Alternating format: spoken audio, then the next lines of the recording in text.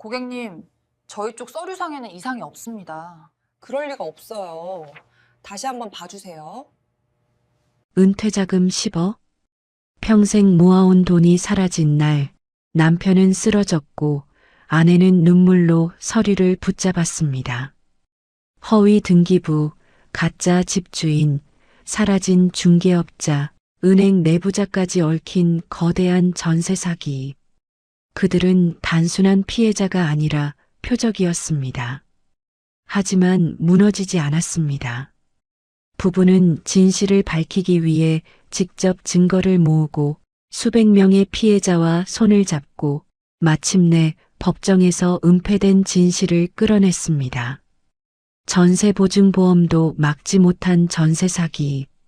그 참혹한 진실과 끝까지 포기하지 않은 두 사람의 이야기. 전세보증보험 믿었다가 전세 사기로 은퇴자금 10억 날린 65세 부부의 눈물 고백.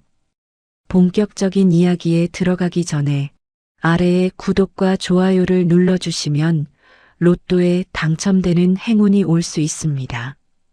그리고 지금 어디에서 시청하고 계신지 댓글로 남겨주세요. 여러분의 이야기도 듣고 싶습니다. 그럼 오늘의 사연 함께 들어보실까요? 박성호 씨와 이선희 씨는 오래 살던 아파트를 정리한 뒤 택배 상자 사이에 앉아 마지막 남은 짐을 확인하고 있었습니다. 부부는 은퇴 후 생활비를 줄이기 위해 서울 외곽의 신축 빌라로 이사하기로 결정했어요. 전세보증보험 가입이 가능하다는 말에 안심했고 등기부등본도 깨끗해 보였기 때문입니다. 며칠 전 부동산에서 만난 문지환 중개업자는 친절한 말투로 여긴 걱정할 필요 없다고 장담했죠. 성호 씨는 공무원으로 오래 일해서인지 서류가 깔끔하면 믿음이 갔습니다. 선희 씨도 오랜 결혼 생활 동안 남편의 꼼꼼함을 믿어왔기에 특별한 의심을 하지 않았어요. 부동산은 이사 날짜를 잡아주면서 집주인이 바빠서 대신 대리인이 나올 것이라고 했습니다. 성호 씨는 흔히 있는 일이라며 넘겼고 선희 씨는 위임장만 정확하다면 문제없다고 생각했어요. 계약 당일 김혜준 집주인 대리인이라는 사람이 신분증을 내보이며 계약서에 도장을 찍었습니다. 부부는 서명과 날인을 마친 뒤 전세 대출까지 은행에서 함께 처리하며 새 출발에 대한 기대를 품었어요.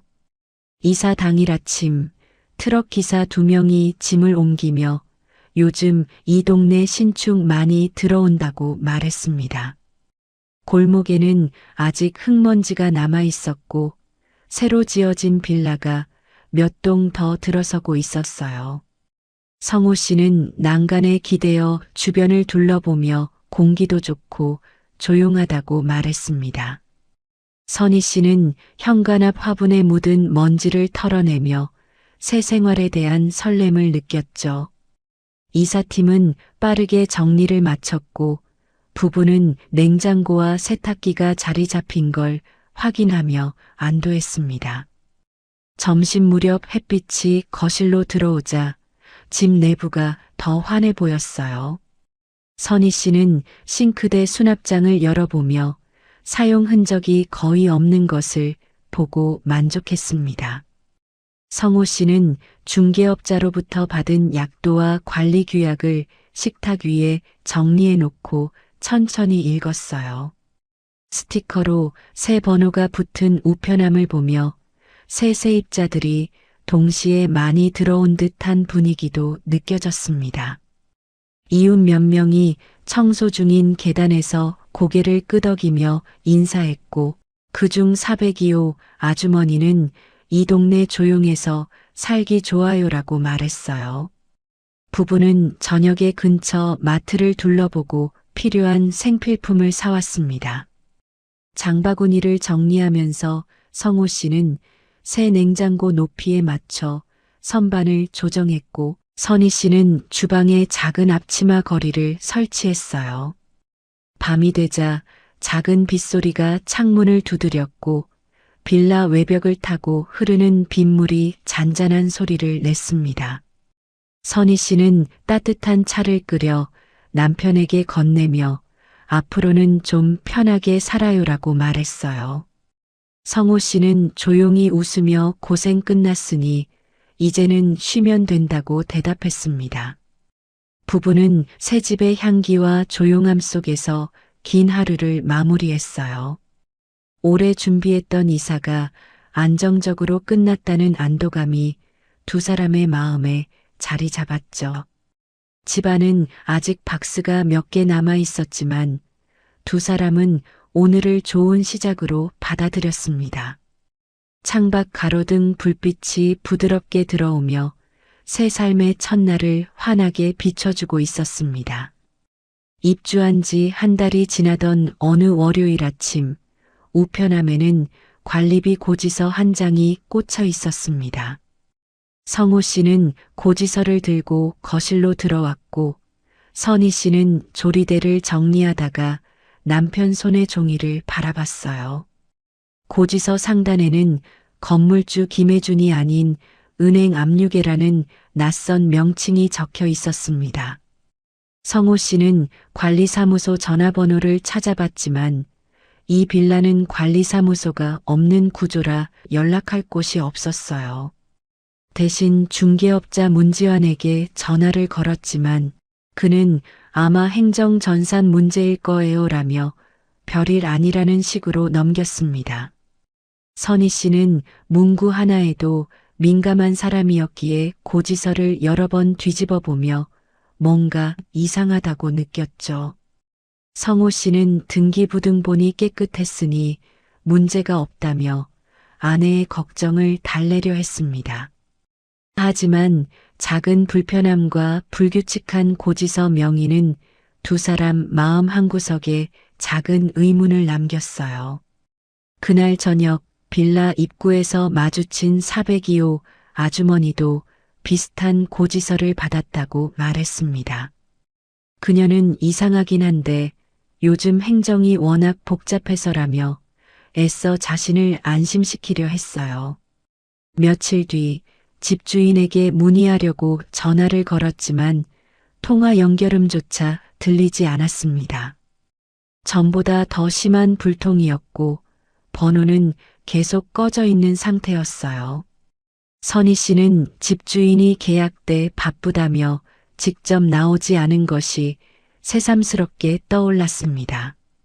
그때는 별 생각 없던 상황이지만 지금 와서 보니 설명이 지나치게 간단했던 점들이 많았습니다.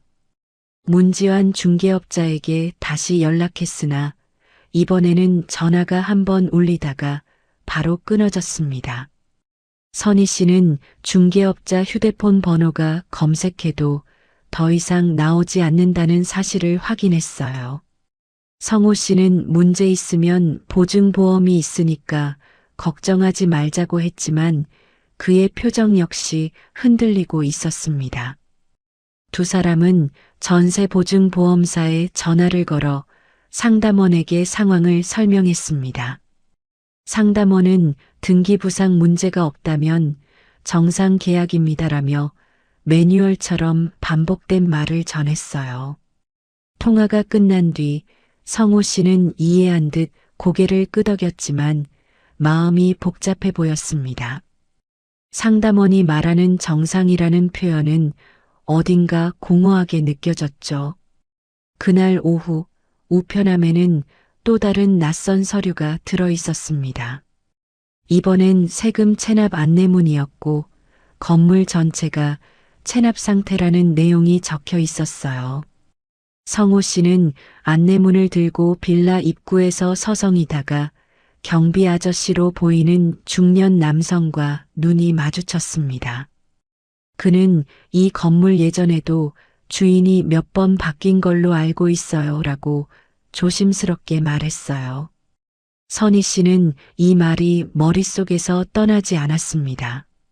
새 집이라던 이 건물이 사실은 오래된 문제를 안고 있었던 건 아닌지 의심이 들었어요.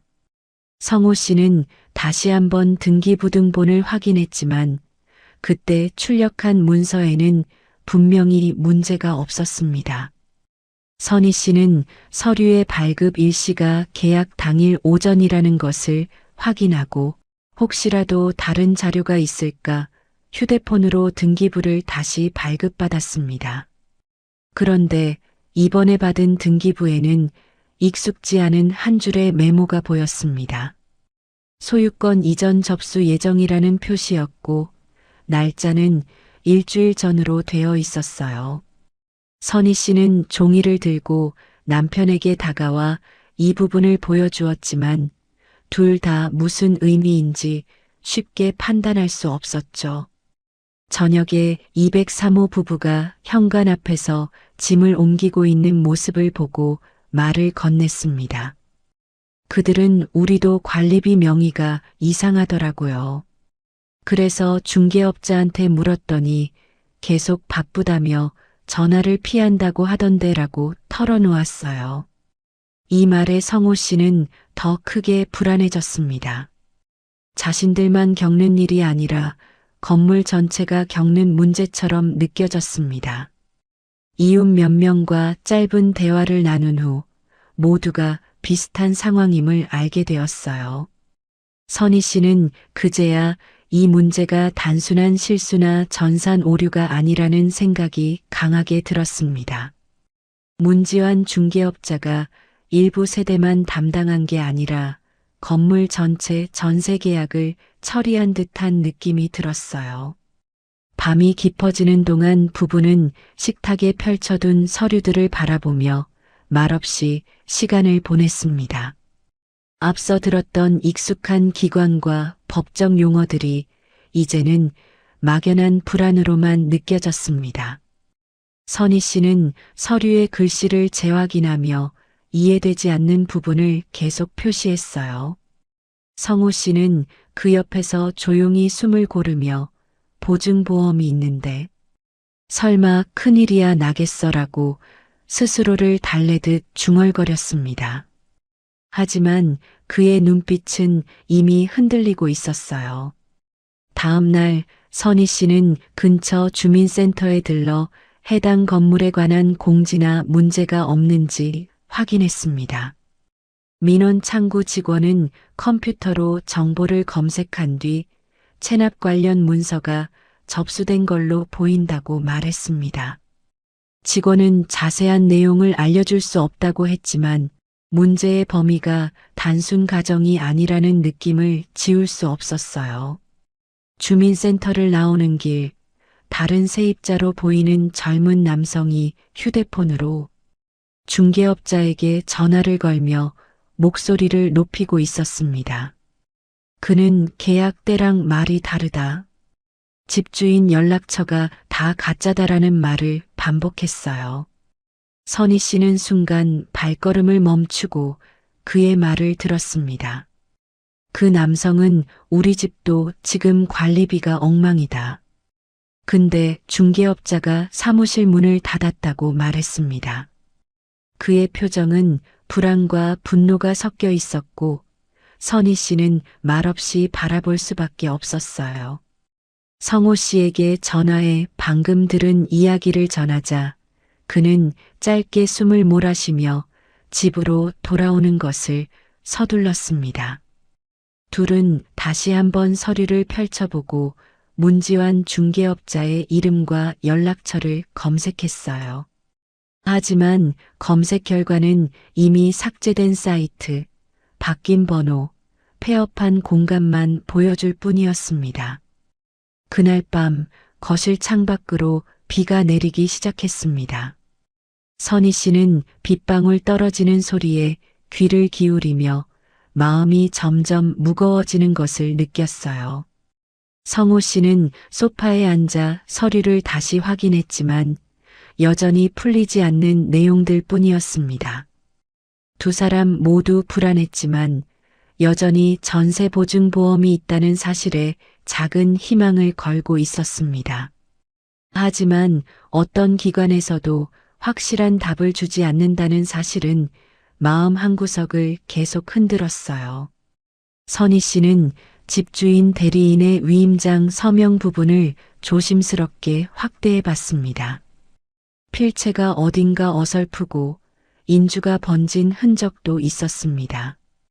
그제야 그녀는 처음 계약 당시 문지환이 서류 설명을 급하게 넘어갔던 장면을 떠올렸습니다. 계약 후 빠르게 대출을 진행했던 은행의 속도감도 지금 생각하면 이상했습니다. 밤이 늦도록 두 사람은 소파에서 일어나지 못했습니다. 집안은 조용했지만 부부의 마음속에서는 작은 파문이 계속 커지고 있었어요. 두 사람은 마침내 이 문제가 단순한 행정착오가 아니라 큰 무언가의 시작일 수 있다고 느끼게 되었습니다. 며칠 뒤 아침, 집 우편함에 법원에서 보낸 하얀 봉투가 꽂혀 있었습니다. 성호 씨는 봉투를 열어보곤 눈을 크게 떴습니다. 세금 체납에 따른 재산 압류 예고라는 문구가 적혀 있었고 대상 목록에 자신들이 사는 빌라 주소가 포함되어 있었어요. 선희 씨는 안내문을 받아들며 이게 무슨 말이죠라고 중얼거렸습니다. 문서에는 건물 전체가 체납 상태이며 소유주가 지정된 세금을 수개월째 내지 않았다는 내용이 적혀 있었어요. 성호 씨는 중개업자 문지환에게 전화를 걸었지만 이번에는 아예 전원이 꺼져 있었습니다. 바로 어제까지만 해도 한 번은 신호가 갔는데 이제는 흔적조차 느껴지지 않는 정적뿐이었어요. 선희 씨가 직접 부동산 사무실 주소로 찾아가 봤지만 문이 굳게 잠겨 있고 창문에는 임대 문의 종이만 붙어 있었습니다. 주변 상인에게 물어보니 한 달 전쯤 갑자기 이사 갔다고 말하며 고개를 저었습니다. 이 말에 선희 씨는 다리에 힘이 빠졌지만 아직 상황을 정확히 알 수 없다는 생각에 마음을 붙들었어요. 그날 오후 305호 세입자 부부가 두꺼운 서류 봉투를 들고 엘리베이터 앞에서 서 있었습니다. 선희 씨가 조심스레 인사를 건네자 그들은 답답한 얼굴로 상황을 털어놓기 시작했어요. 그들 역시 관리비 고지서 명의가 이상했고 집주인 계좌가 아닌 법인명의 계좌로 전세 대출이 흘러갔다는 사실을 최근에 알게 되었다고 말했습니다. 또 다른 세입자들은 집주인에게 세입자 동의 없이 전입신고를 한 기록이 있다는 이야기도 했습니다. 전입세대 열람 내역에는 계약 이전 시점에 다른 사람이 잠시 주소를 옮겼다 빠져나간 흔적이 남아 있었어요.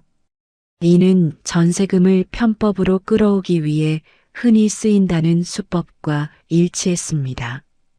성호 씨는 서류를 하나하나 넘겨보며 생각이 복잡해졌습니다. 이웃들은 점점 모이기 시작했고 빌라 입구는 작은 회의 장소처럼 변해갔어요.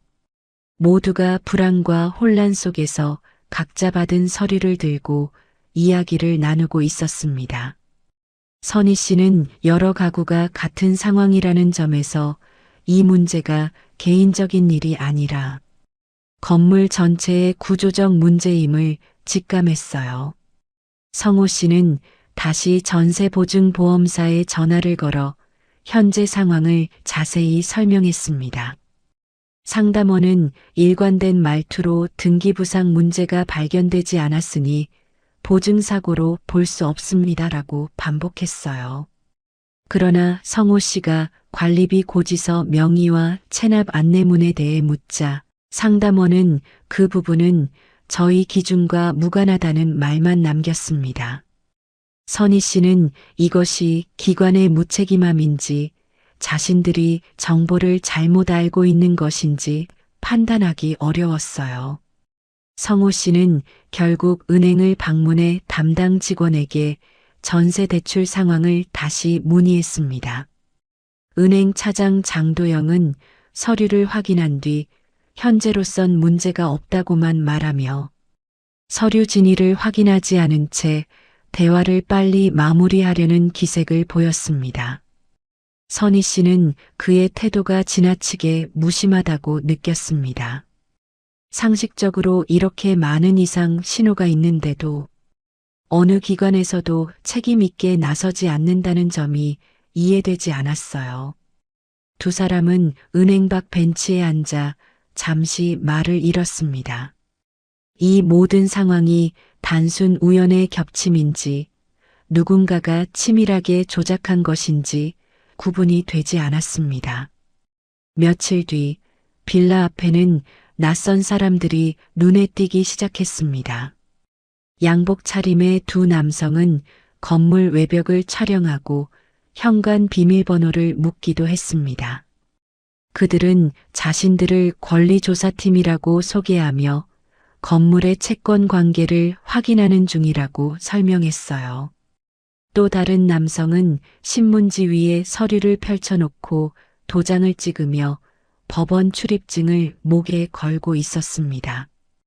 이 모습을 본 세입자들은 건물의 상황이 심각하게 흘러가고 있다는 사실을 더 확실하게 인지했죠. 선희 씨는 402호 아주머니와 함께 권리조사팀 직원에게 자세한 사항을 물었습니다. 직원은 자세한 설명은 어려우나 건물주가 채권자들에게 소송을 당했고 소유권 분쟁이 가능성 높다고 말했습니다. 이는 빌라 전체가 위험에 처했다는 것을 의미했습니다. 이 말을 들은 선희 씨는 손에 들린 서류를 꼭 쥐었고 성호 씨는 아무 말도 하지 못한 채 하늘만 바라보았습니다. 부부는 다시 집으로 돌아왔지만 마음은 이미 무너진 상태였어요. 집안의 적막함은 더 깊어졌고 부부는 식탁에 놓인 고지서와 체납 안내문을 바라보며 긴 침묵을 이어갔습니다. 그날 밤 두 사람은 침대에 나란히 누워 있었지만 잠은 쉽게 오지 않았습니다. 성호 씨는 천장을 바라보며 머릿속에서 계약 당시의 순간들을 되돌려보고 있었어요. 그는 중개업자의 말, 은행 직원의 태도, 대출 과정의 속도, 보증보험, 승인 절차 등 모든 과정을 하나씩 되짚었습니다. 그때는 절차가 빨라서 고맙다고 생각했지만 지금은 서류가 너무 순조롭게 넘어갔다는 점이 오히려 의심으로 다가왔습니다. 선희 씨는 계약서의 위임장 부분이 계속 마음속을 떠나지 않았어요. 그때 문지화는 계약 시간을 재촉했고 집주인 대리인이라는 남성은 서류만 빠르게 정리하고 떠났습니다. 지금 돌이켜보면 설명 없이 넘어가도 괜찮을 만큼 단순한 계약이 아니었습니다. 선희 씨는 깊은 숨을 들이마시며 남편 쪽으로 시선을 돌렸습니다. 성호 씨의 표정은 지쳐 있었고 실망과 두려움이 뒤섞여 있었습니다. 두 사람은 말없이 서로의 손을 잡았습니다. 이 손을 맞잡은 순간 부부 모두 이 상황이 곧 본격적인 위기로 이어질 것이라는 막연한 확신을 느꼈습니다. 밖에서는 조용히 바람이 불고 있었고 창문을 스치는 소리가 두 사람의 불안한 마음을 대신 말해주는 듯 했어요. 며칠 뒤 아침 성호 씨는 우편함에서 또 다른 법원 발송 서류를 발견했습니다. 봉투를 뜯자 임의 경매 개시 결정이라는 제목이 가장 먼저 눈에 들어왔어요. 문서에는 이 빌라 전체가 경매 절차에 들어갔으며 소유주가 장기간 세금과 대출을 상환하지 않아 법적 조치가 진행된다고 적혀 있었습니다. 선희 씨는 문서를 받아들고 다리에 힘이 풀려 현관에 주저앉았어요. 성호 씨는 떨리는 손으로 휴대폰을 잡고 전세보증보험사에 신고를 시도했습니다. 하지만 보험사 상담원은 보증금 지급은 심사 후 결정됩니다라는 말만 반복했어요. 이어서 상담원은 현재 등기부상 선순위 근저당이 확인될 경우 지급이 어려울 수 있습니다라고 설명했습니다. 선희 씨는 계약 당시 등기부에 없던 근저당이 어떻게 나타났는지 이해할 수 없었어요. 상담원은 추가 설명을 피하며 서류 제출만 요구했습니다. 이 대답은 부부에게 해결이 아닌 막막함만 남겼습니다. 보험사에서 요구한 서류를 찾는 동안 선희 씨는 계약 당시 발급받은 등기부등본을 다시 들여다봤습니다. 분명 계약일 기준으로는 근저당이 없다고 표시돼 있었습니다. 하지만 경매 공고문에는 계약일 이전 날짜로 등록된 근저당 정보가 적혀 있었어요. 이는 누군가가 허위 등기부를 세입자에게 제시하고 실제 등기부는 고의적으로 숨겼다는 의미였습니다. 선희 씨는 이 사실을 떠올리며 몸이 떨렸습니다. 성호 씨는 혼란스러운 표정으로 그 문서를 바라보았고 이게 무슨 말이죠라는 말만 반복했습니다. 선희 씨는 남편에게 증거 확보를 위해 모든 서류를 복사해 두자고 제안했습니다. 두 사람은 식탁 위에 흩어진 서류들을 모으면서 하나하나 날짜와 발급 시점을 확인해 기록했습니다. 시간이 지날수록 문제의 윤곽이 더 선명하게 드러났어요. 누군가가 체계적으로 전세 계약을 조작했으며 세입자들은 그 대상에 불과했던 것입니다. 선희 씨는 이 사실을 확인한 뒤 천천히 자리에서 일어났고 남편의 불안한 시선을 마주했습니다. 그날 오후 선희 씨는 은행으로 향했습니다. 전세 대출을 함께 처리했던 장도영 차장의 얼굴이 떠올랐고 혹시 그가 무언가 알고 있지는 않을까 하는 생각이 들었어요. 은행 창구는 점심시간이 막 지난 직후라 대기 고객이 많았습니다. 번호표를 뽑고 기다리는 동안 선희 씨는 서류철을 품에 꼭 안고 있었습니다. 자신의 차례가 되어 창구로 다가가자 장도영 차장은 놀란 듯 눈을 크게 떴습니다.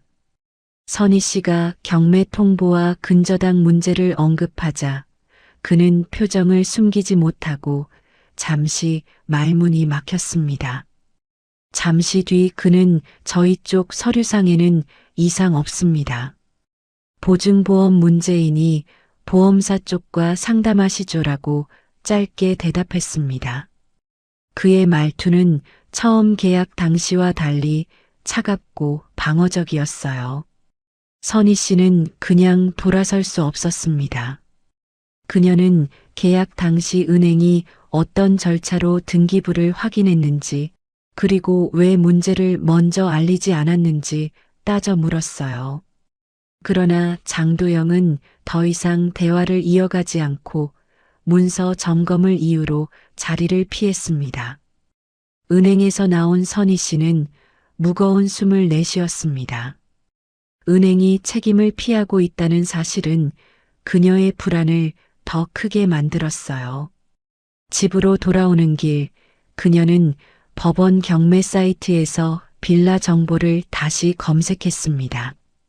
경매 안내 페이지에는 선순위 근저당 3건, 체납, 세금 2건, 관계자 연락 두절이라는 문구가 선명하게 떠 있었습니다.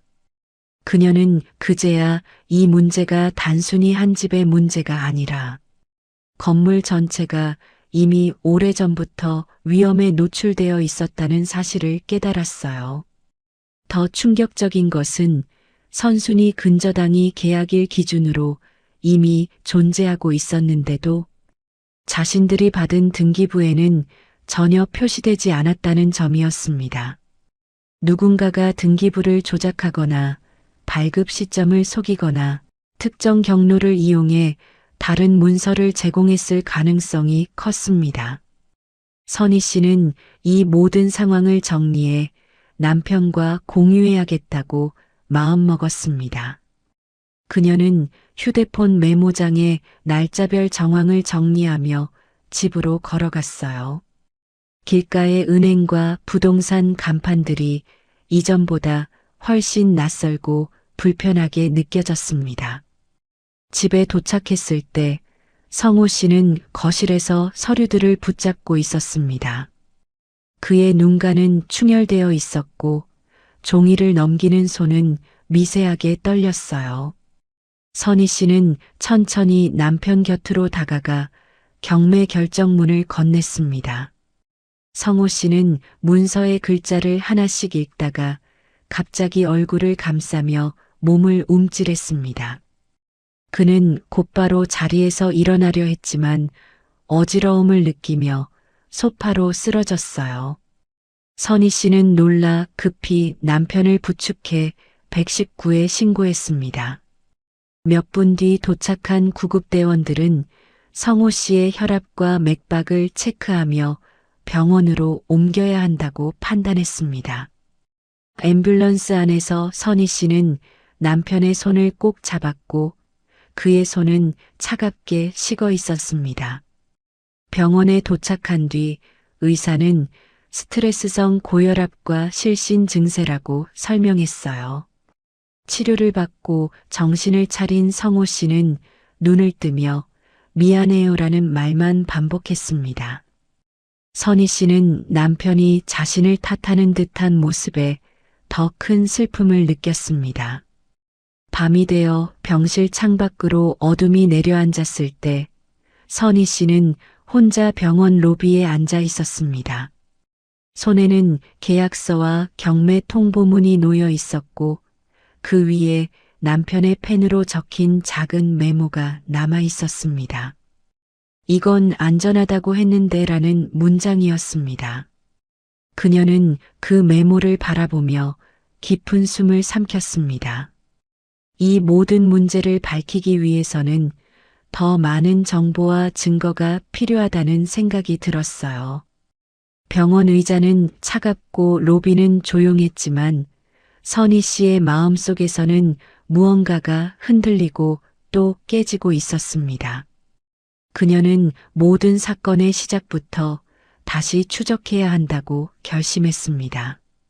남편의 손을 다시 잡기 위해서라도 이 싸움을 끝까지 해내기 위해서라도 그녀는 물러설 수 없었습니다. 밖에는 차가운 바람이 불고 있었고 병원 건물 벽을 스치는 소리가 한밤중의 정막 속에서 또렷하게 들렸습니다.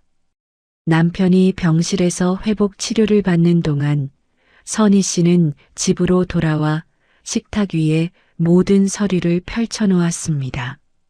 그녀는 전세 계약서, 위임장, 등기부등본, 전세대출 약정서, 입주 당시 촬영한 사진들까지 모두 하나씩 날짜별로 분류했어요.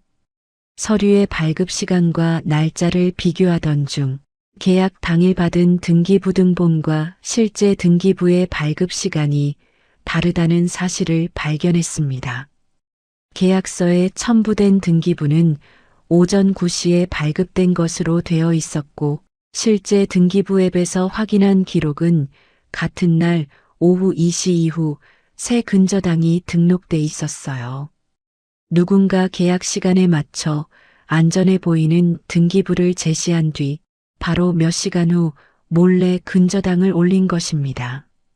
선희 씨는 이 정보를 기록하며 휴대폰으로 증빙 사진을 여러 장 찍었습니다. 그녀는 계약 당시 문지환이 지나치게 서둘렀던 이유가 바로 이것이라고 직감했어요. 서류를 정리하던 도중 그녀는 전세대출 승인 이메일 첨부 파일 이름에서 이상한 점을 발견했습니다. 파일명에는 승인 날짜가 적혀 있었지만 문서의 생성 정보는 그보다 하루 전날로 기록되어 있었고 이는 누군가 사전에 만들어둔 문서를 가져다 썼다는 의미였습니다. 이 사실이 확신으로 바뀌자 선희 씨는 다시 은행의 전세대출팀을 찾아갔습니다. 도착했을 때 창구는 점심 이후 업무가 가장 붐비는 시간이었고 많은 손님들이 대기 번호를 들고 줄지어 앉아 있었습니다. 그녀는 은행 창구 근처에서 업무하는 직원들의 표정을 유심히 지켜보았습니다. 그때 서류를 정리하며 복도 끝방으로 들어가는 장도영 차장의 모습이 보였습니다. 그는 누군가와 통화하고 있었고 서류철을 찢듯 빠르게 넘기며 다급한 표정을 짓고 있었어요. 잠시 뒤 그는 정장을 고쳐 입고 회의실로 들어가 버렸습니다. 선희 씨는 그 모습을 보며 장도영이 단순 실수로 인해 이런 상황이 벌어진 것은 아니라는 의심을 더 강하게 느꼈습니다. 그녀는 창구 직원에게 전세 대출 세부 기록을 다시 요청했지만 직원은 해당 계좌는 차장이 직접 처리한 건이라 저희가 보기 어렵다고 말했어요. 일반 절차라면 누구나 볼 수 있는 내역도 장도영이 직접 관리하고 있다는 사실은 선희 씨의 불안을 증폭시켰습니다. 그녀는 창구 유리 너머에서 직원들이 서로 속삭이며 시선을 피하는 모습을 보고 자신이 이미 민감한 손님으로 분류된 듯한 기분을 느꼈습니다. 은행을 나와 근처 카페에 들어간 선희 씨는 창가 자리에 앉아 모든 상황을 정리하려 했습니다. 작은 노트에 사건 발생부터 현재까지의 흐름을 시간순으로 적기 시작했어요. 문지환 중개업자의 연락 두절, 계약 당일 대리인의 등장, 허위 등기부 제공, 근저당 미노출, 전세대출 승인 서류의 조작 흔적 등 한 줄 한 줄 적을수록 사건의 흐름이 명확해졌습니다. 노트를 정리하던 중 305호 아내에게서 메시지가 왔습니다. 우리도 이상한 걸 찾았어요. 혹시 만나서 이야기할 수 있을까요? 라는 내용이었죠. 선희 씨는 조금이라도 정보를 모아야 한다고 생각해 즉시 답장을 보냈습니다. 둘은 빌라 근처 작은 커피 전문점에서 만나기로 했습니다. 카페에 도착하자 305호 부부는 이미 테이블에 두꺼운 파일을 펼쳐놓고 있었습니다. 그들은 계약 당시 중개업자에게 받은 계좌번호가 집주인 명의가 아니라 모르는 법인 명의였다는 사실을 알려줬어요. 이는 다른 세입자들도 동일한 계좌로 보증금을 송금했다는 것을 의미했습니다. 여러 명의 전세 보증금이 한 법인 계좌로 들어갔다는 사실은 조직적인 사기의 증거가 되고 있었습니다. 세 사람은 한참 동안 서류를 비교하며 계약건마다 나타나는 공통 패턴을 찾았어요. 그날 저녁 피해자 단톡방에는 새로운 피해자가 계속 들어왔습니다. 각자 계약 당시 받은 위임장 사진을 공유했고 모두 같은 형식, 같은 도장, 같은 필체라는 사실이 밝혀졌습니다. 선희 씨는 위임장의 필체가 일정한 간격으로 지나치게 반듯한 점을 보고 전문적으로 제작된 위임장일 가능성이 높다고 판단했어요. 피해자 중 한 명은 과거 인쇄소에서 일한 경험이 있어 필적과 서류, 인주 번짐을 분석해 이건 대량 제작된 위임장이라고 말했습니다. 같은 시각 다른 피해자는 집주인 김혜준의 신분증에 찍힌 사진이 주민등록 촬영 규격과 다르다는 점을 지적했습니다. 누군가가 신분증을 조작했거나 타인의 정보를 도용한 것이라는 사실이 점점 확실해졌습니다. 단톡방에서는 분노와 충격, 불안감이 뒤섞여 폭발적인 대화가 이어졌습니다. 이건 그냥 사기가 아니라 조직이에요. 우리는 당한 게 아니라 타깃이 된 거예요. 라는 말들이 오갔어요. 선희 씨는 이 정보들을 하나하나 캡처하고 저장하며 사건의 퍼즐이 맞춰지는 것을 느꼈습니다. 이미 모든 세입자가 사기의 틀 안에서 움직이고 있었고, 이는 개인의 실수가 아닌 누군가의 치밀한 계획이었다는 점이 분명해졌습니다. 밤이 깊어갈 무렵 선희 씨는 한 가지 중요한 결심을 했습니다. 이제는 직접 증거를 확보해야 한다는 생각이었습니다. 그녀는 집에서 장도영의 은행 내부 번호를 다시 찾아봤습니다. 며칠 전 장도영이 급히 은행 안쪽으로 자리를 옮기던 모습을 떠올리며 그가 무언가 감추고 있는 것은 아닐까 의심했어요. 그녀는 용기를 내어 그에게 문자 한 통을 보냈습니다. 말씀드릴 것이 있습니다. 잠시 만나고 싶습니다. 예상과 달리 답장은 빠르게 왔습니다. 내일 저녁 근처 커피숍에서 뵙죠. 짧고 건조한 메시지였지만 그 말 속에 어떤 기류가 흐르고 있었습니다. 다음 날 저녁 약속 장소에 도착하자 장도영은 구석 자리에 앉아 있었습니다. 주변을 살피며 긴장한 기색이 역력했어요. 그는 작은 봉투를 하나 꺼내며 선희 씨에게 밀어냈습니다. 저도 이대로는 안 될 것 같아서요라는 짧은 말 뒤에 그는 시선을 돌렸습니다. 봉투 안에는 계약 당시 사용된 내부 문서와 일정표가 들어 있었고 그 안에는 은행과 외부 업체가 특정 집주인과 반복적인 연계를 진행해왔다는 기록이 적혀 있었어요. 선희 씨는 그 문서를 보는 순간 지금까지의 의심이 사실이라는 것을 확신했습니다. 장도영은 더 말하지 않았고 약속 장소를 조용히 떠났습니다. 카페에 홀로 남은 선희 씨는 손에 쥔 봉투를 바라보며 깊은 숨을 들이마셨습니다. 이제 사기는 개인의 일탈이 아니라 은행 중개업자 가짜 집주인이 얽힌 조직적인 범죄라는 사실이 불가피하게 드러났습니다. 그녀는 집으로 돌아오는 내내 가로등 아래 떨어지는 그림자를 보며 생각을 정리했습니다. 이제 이 문제는 자신들만의 일이 아니라 여러 피해자들의 인생이 걸린 싸움이라는 사실이 분명해졌습니다. 집에 도착해 조용히 불을 켜자 남편 성호 씨는 침대에 누운 채 선희 씨를 기다리고 있었습니다. 그의 표정은 불안했지만 동시에 아내의 용기를 믿고 싶은 마음이 엿보였어요. 선희 씨는 작은 목소리로 이제 시작이에요라고 말하며 봉투를 가방 깊숙이 넣었습니다. 창문 밖에서 빗방울이 떨어지기 시작했고 빛을 머금은 물방울이 천천히 흘러내렸습니다. 그 순간 선희 씨는 앞으로 벌어질 싸움이 더 크고 더 거칠 것이란 걸 알았지만 더 이상 물러서지 않겠다고 마음속에서 단단히 다짐했습니다.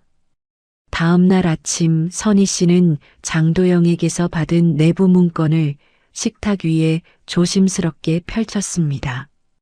문건에는 특정 외부 법인과 은행, 내부 직원이 수년간 전세 대출을 반복적으로 연계해 온 기록이 상세히 적혀 있었어요.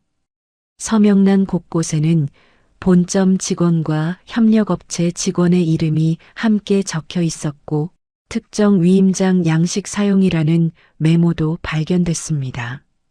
선희 씨는 숨을 고르며 이 내용을 피해자 단톡방에 공유했습니다. 단톡방은 곧바로 폭발하듯 알림음이 울리기 시작했어요. 피해자들은 각자 받은 문서와 서류 사진을 꺼내 비교했고 문건의 내용과 절차가 자신들이 당한 상황과 정확히 일치한다는 사실을 확인했습니다. 305 부부는 우리도 같은 양식 위임장이에요라고 말하며 사진을 올렸고 402호 아주머니도 우리 계좌도 같은 법인으로 송금됐어요라고 답했어요. 피해자들은 순식간에 정보를 모으며 사건의 틀을 더 명확하게 잡아가기 시작했습니다. 단톡방에는 다른 지역의 피해자들도 속속 들어오기 시작했습니다. 부산, 대전, 인천 등지에서도 같은 방식의 전세 계약이 진행됐고 계약서 양식과 위임장의 형태가 거의 동일했어요. 피해 규모는 이미 전국적으로 확산된 상태였고 한 피해자는 자신이 조사한 결과를 공유하며 이 조직은 34년 전부터 활동한 흔적이 있다고 말했습니다. 단톡방은 어느새 피해자들의 작은 회의실처럼 변해갔습니다.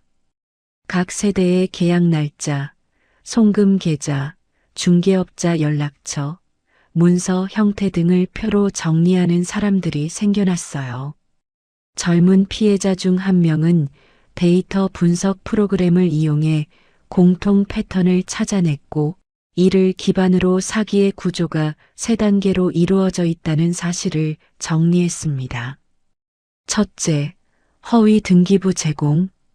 둘째, 가짜 집주인과 위임장 사용. 셋째, 법인 계좌로의 전세금 집중 송금. 이 분석 결과는 피해자들의 분노를 더 조직적인 행동으로 바꾸는 계기가 되었습니다. 이날 오후 피해자 모임은 빌라 근처의 작은 회의실을 대여해 첫 대면 회의를 열었습니다. 20명 넘는 사람들이 모였고 모두 복사한 서류 뭉치를 안고 있었어요. 회의실 벽에는 사건 경로를 표시한 큰 종이가 붙었고 각자 경험한 내용을 스티커로 붙이며 공통점을 찾아가는 방식으로 논의가 진행됐습니다. 회의가 어느 정도 정리될 무렵 한 남성이 손을 들고 발언을 요청했습니다. 그는 자신이 과거 금융 IT 관련 업무를 했다고 밝히며 문서의 메타데이터를 분석한 결과를 공유했습니다. 이 문서들 대부분은 같은 날짜, 같은 시간대에 생성됐습니다. 어떤 건 계약 날짜보다 하루 전날에 이미 만들어져 있었어요 라는 말에 회의실이 조용해졌습니다. 이는 전세 계약이 가입자 맞춤형 절차가 아니라 미리 만들어둔 템플릿을 여러 사람에게 반복적으로 사용했다는 결정적인 증거였습니다. 피해자들은 한순간에 벗어나지 못할 진실을 마주했습니다. 참석자 중 몇 명은 이미 경찰서를 다녀온 상황이었습니다. 그들은 경찰의 초기 대응이 미적지근했다며 실망감을 털어놓았어요. 누군가는 경찰도 이런 사건이 처음이라 어찌할 줄 모르더군요라고 말했고 또 다른 피해자는 증거를 내밀어도 아직 수사가 본격적으로 시작되지 않았어요 라고 말했습니다. 이 말에 선희 씨는 가만히 고개를 끄덕였습니다. 하지만 이제는 상황이 다르다고 생각했어요. 내부 문건, 데이터 분석 결과, 그리고 40세대가 넘는 피해자들의 증언이 모두 하나의 방향을 가리키고 있었기 때문입니다. 회의 막바지에 이르자 누군가가 우리 언론에 제보합시다라고 말했습니다. 몇몇 사람들은 걱정했지만 대부분의 사람이 찬성했고 여러 언론사의 제보 페이지 주소가 공유되기 시작했어요. 선희 씨도 용기를 내어 사건의 핵심 정황을 담은 파일을 지역 방송사에 보냈습니다. 그로부터 이틀 뒤 한 지역 방송사가 피해자들의 이야기를 취재하기 위해 빌라 근처에 나타났습니다. 기자와 촬영팀은 건물 외벽, 우편함, 엘리베이터 붙은 공고문 등을 촬영하며 상황을 기록했어요. 피해자 몇 명은 인터뷰에 응하며 자신들이 겪은 일을 눈물을 머금고 설명했습니다. 방송 리포터는 집주인 연락 두절, 중개업소 폐업, 법인 계좌 사용, 허위 등기부 절차 등을 핵심적으로 정리했어요. 이 방송은 당일 저녁 뉴스의 짧은 단신 형태로 보도됐고 화면에는 전세보증보험 대상 건물에서 대규모 피해 발생이라는 자막이 떠올랐습니다. 방송이 나간 직후 단톡방에는 다른 지역 피해자들이 다시 한번 속속 입장했습니다. 그들은 우리도 똑같은 상황입니다라며 분노와 절망을 털어놓았어요. 피해자 수는 하루아침에 2배로 증가했고 사기 규모가 전국적이라는 사실이 더 확실해졌습니다. 같은 시간 검찰청에서는 언론 보도를 확인한 뒤 사건 규모가 크다고 판단하여 전담팀을 구성했습니다.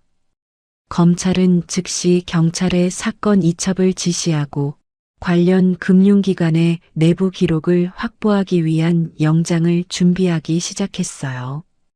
다음 날 경찰은 빌라 입구에서 대기 중인 몇몇 피해자들에게 연락해 추가 자료를 요청했습니다. 피해자들은 새벽부터 서류 뭉치를 들고 경찰서에 모였고 조서를 작성하며 자신이 겪은 이상 징후들을 상세히 설명했어요. 한 경찰관은 이 정도 규모면 단순 사기가 아닙니다. 조직적 형태가 강합니다라고 말했습니다. 선희 씨는 그 말을 듣고 잠시 숨을 고르며 자신이 올바른 방향으로 움직이고 있다는 것을 실감했습니다. 그녀는 경찰에 장도영에게 받은 문건 일부를 제출했고 경찰은 즉시 문서 감식과 내부자 배후 추적에 착수했어요.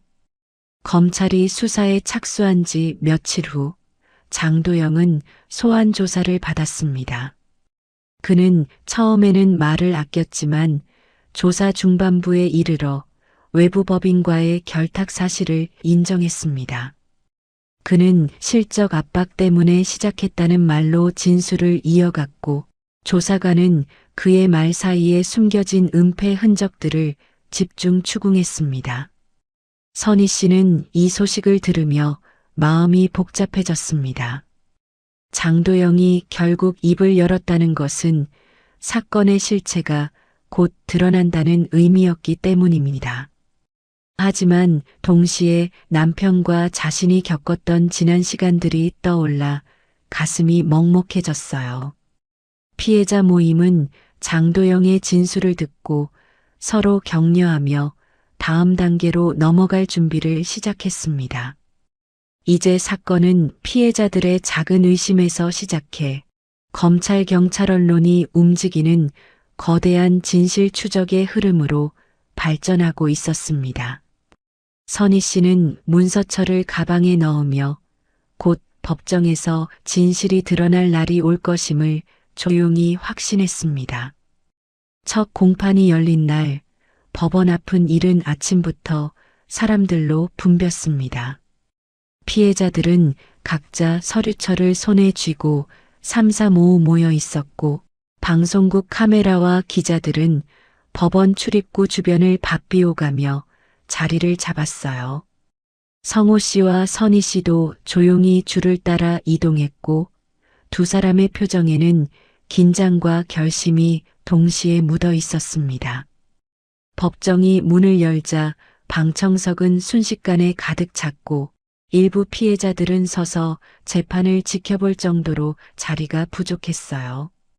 피고석에는 중개업자 문지환의 대리인, 사기 조직 연루자 2명, 그리고 은행 측 변호인이 앉아 있었습니다. 장도영은 증인석에 앉기 전 깊은 숨을 내쉬었고 눈가에는 강한 압박감이 묻어 있었어요. 판사가 심리를 시작하자 검찰은 사기 구조를 시간순으로 정리해 발표했습니다. 허위 등기부 제공, 가짜 위임장 사용, 법인 계좌 집중 송금, 그리고 은행 내부 결탁 의혹까지 모두 공소장에 포함돼 있었습니다. 방청석은 공소 사실이 읽힐 때마다 웅성거림이 일었어요. 선희 씨는 손을 꽉 쥐며 이 순간을 지켜보고 있었습니다. 검찰은 첫 번째 증인으로 장도영을 불러냈습니다. 장도영은 마이크 앞에 서서 한동안 말을 잇지 못했지만 이내 고개를 들고 천천히 사건의 경위를 설명했어요. 그는 외부 법인과의 연계를 지시받았으며 전세 대출 승인 절차가 형식적으로 처리되었다는 사실을 인정했습니다. 특히 위임장 검증 절차가 생략된 이유, 허위 등기부 확인 과정에 문제가 있었던 점, 대출 승인 서류가 선제적으로 만들어졌던 정황 등을 자세히 말했어요. 그의 말이 끝날 때마다 법정은 무거운 침묵에 잠겼습니다. 은행 측 변호인은 이를 개인의 실수로 축소하려 했지만 검찰은 내부 문건과 메타데이터 분석 자료를 근거로 반박했습니다. 어느 순간 재판부 모니터에는 허위 위임장 파일의 생성 기록이 크게 띄워졌고 모든 눈이 그 화면을 향했어요. 파일 생성 시각은 계약자 서명보다 하루 먼저였고 계약 위치와 관련 없는 장소에서 작성된 것으로 드러났습니다. 이 증거는 사기 조직이 체계적으로 위임장을 만들어 왔다는 사실을 명확히 보여줬습니다. 방청석에서 여러 피해자가 숨을 들이마시는 소리가 동시에 들렸어요. 두 번째 증인은 305호 세입자의 남편이었습니다. 그는 계약 과정에서 중개업자의 행동, 서류 작성 순서, 계좌 송금 당시의 기록을 정리해 차분히 설명했습니다. 그의 증언은 다른 피해자들의 경험과도 일치했고 사기 구조의 일관성을 강조하는 데 큰 역할을 했어요. 검찰은 이어 외부 사기 조직원이 사용한 계좌 흐름을 제시하며 이 계좌가 동일한 법인 명의로 전국 건물에서 반복적으로 사용된 점을 강조했습니다.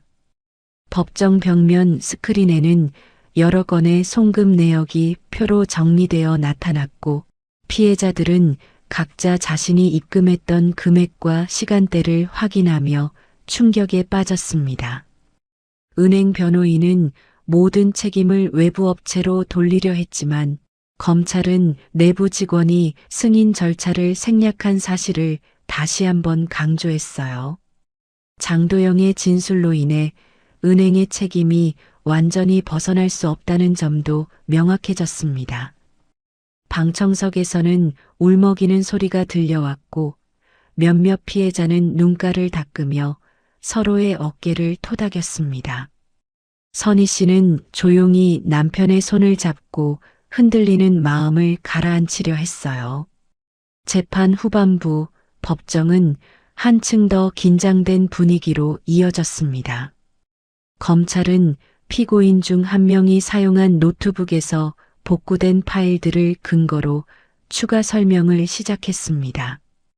파일에는 세입자 리스트, 계약 우선순위, 전세금 송금 일정표 등이 포함되어 있었고 이는 조직적 범죄의 결정적 증거였습니다. 선희 씨는 그 리스트에서 자신들의 이름도 발견했습니다. 자신들이 누군가의 표 안에 단순한 숫자처럼 적혀 있었다는 사실은 큰 충격을 안겨줬어요.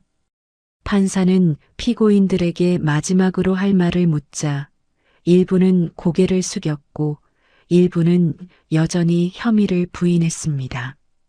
변론이 모두 끝난 뒤 판사는 판결 선고일을 공지하며 재판을 마무리했습니다. 법정에서 나오는 순간 피해자들은 각자 깊은 숨을 내쉬었고 며칠 동안 누적된 감정들이 한꺼번에 터져 나오는 듯 했어요.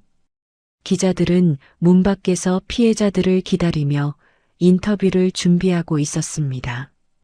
몇몇 피해자들은 카메라 앞에서 짧게 한마디씩 했고 선희 씨에게도 인터뷰 요청이 들어왔습니다. 그녀는 조용히 다가와 우리는 돈을 잃었지만 진실은 잃지 않을 겁니다라고 말했습니다. 법원을 떠나는 길 선희 씨와 성호 씨는 법원 계단에 잠시 앉아 있었습니다.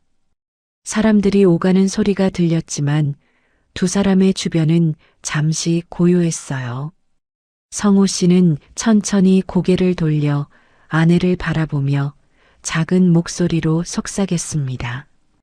그의 눈빛엔 미안함과 고마움, 그리고 묵직한 책임감이 함께 담겨 있었어요. 선희 씨는 남편의 손을 잡으며 우리 여기까지 왔어요 라고 말했고 두 사람은 잠시 가만히 서로의 손을 맞잡았습니다. 그 순간 두 사람은 오늘의 법정이 끝이 아니라 싸움의 마지막 단계를 향해 나아가고 있다는 사실을 깨닫고 있었어요. 건물 밖에는 저녁 노을이 번지고 있었고 붉은 하늘빛이 법원 계단 위로 길게 드리워졌습니다. 선희 씨는 그 빛을 바라보며 다시 한번 마음을 다잡았습니다. 이제 남은 것은 판결뿐이었고 그 판결이 두 사람의 인생을 새로운 방향으로 바꿀 날이 머지 않았습니다. 판결 선고일 아침, 법원 앞에는 다시 한번 많은 사람들이 모였습니다. 가을바람이 차가웠지만 피해자들은 서로의 어깨를 두드리며 긴장된 표정으로 건물 안으로 들어갔어요. 선희 씨와 성호 씨는 일찍 도착해 방청석 앞줄에 조용히 앉았습니다. 오늘 내려질 판결이 지난 몇 달의 고통과 싸움을 정리하는 마지막 단계라고 생각하니 두 사람의 손은 자연스럽게 서로를 찾았어요. 판사가 입장하고 잠시 침묵이 흐른 뒤 피고인들의 처벌 수위가 차례로 읽히기 시작했습니다.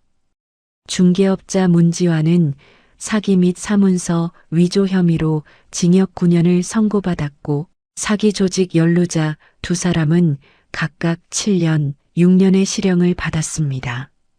법인 계좌를 운영하며 자금을 관리했던 핵심 인물은 징역 10년의 중형을 받았어요. 판사가 마지막으로 은행 내부 결탁에 대한 판단을 읽자 방청석은 조용히 웅성거렸습니다. 은행은 관리 감독 부실 및 승인 절차 위반 책임을 일부 인정받아 피해자 배상 의무를 지게 되었고 장도영은 집행유예와 함께 금융업 종사 제한을 받았습니다. 판결문이 끝나자 방청석 여기저기서 조용한 울음이 새어나왔습니다. 지난 수개월 동안 불안 속에서 버티던 피해자들은 서로 등을 두드리며 긴장된 마음을 풀기 시작했어요. 선희 씨는 남편의 어깨에 가만히 기대며 눈가를 닦았습니다. 성호 씨는 조용히 숨을 고르며 판결문을 다시 되새겼어요.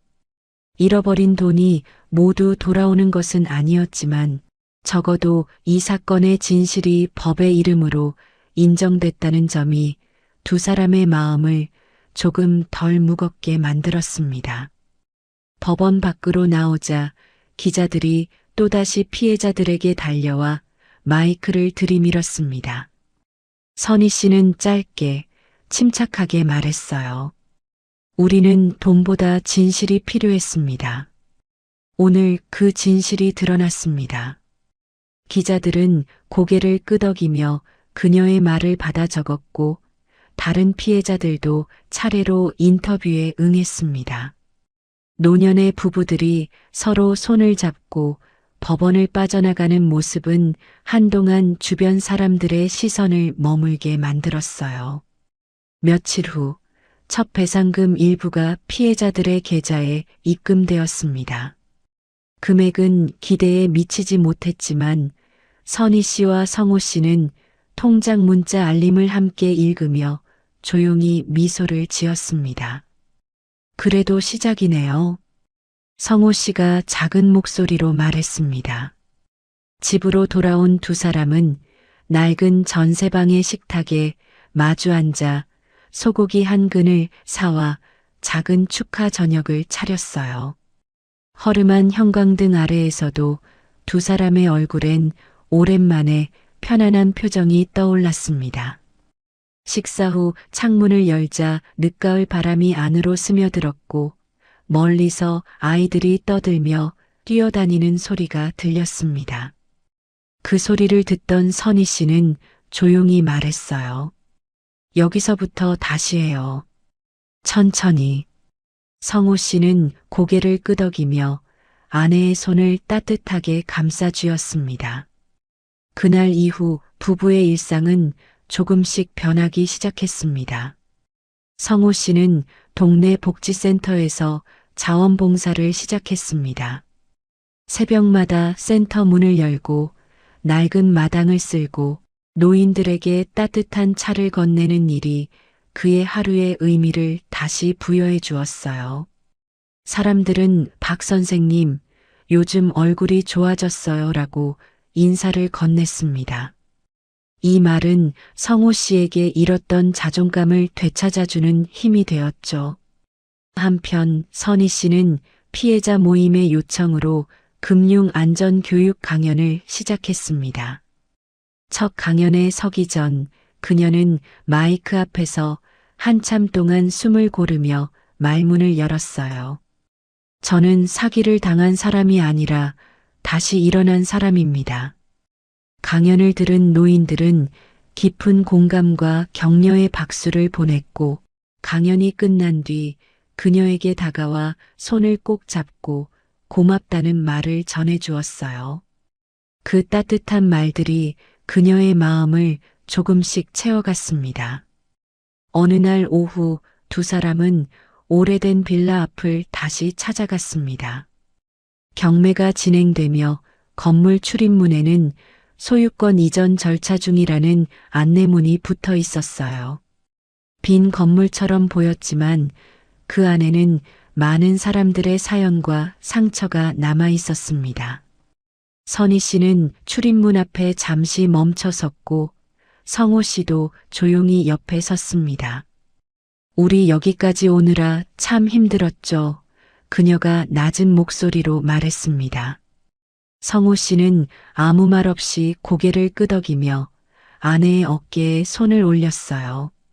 두 사람은 다시 뒤돌아 걸어가며 새롭게 닦여 있는 인도를 천천히 걸었습니다.